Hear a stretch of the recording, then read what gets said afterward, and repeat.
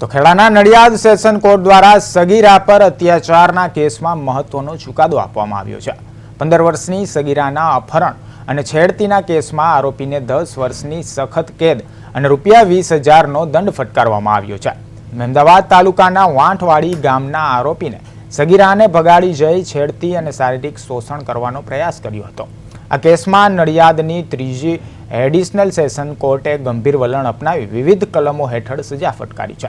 તો કોર્ટે આ કડક નિર્ણય દ્વારા સમાજમાં બાળકીઓ વિરુદ્ધ વધતા ગુનાઓને ડામવાનો સંદેશ પણ આપ્યો છે।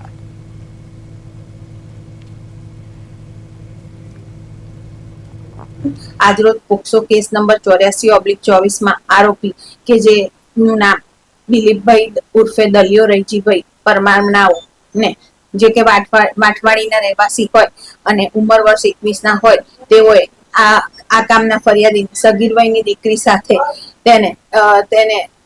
ઉપાડી તેના કાયદેસરના વાલીપણામાંથી ઉપાડી લઈ જવાનો તેમજ તેની સાથે ખોટી બદકામ કરવાનો પ્રયત્ન કરેલો હોય જે સંદર્ભમાં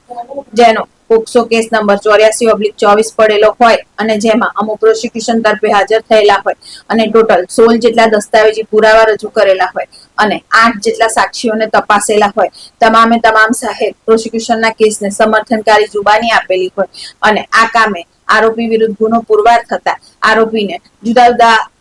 સેક્શન અને પોક્સો એક્ટની કલમ 7, 8 અને 18 મુજબ ટોટલ 10 વર્ષની કેદની સજા અને ₹20,000નો દંડનો હુકમ કરેલ।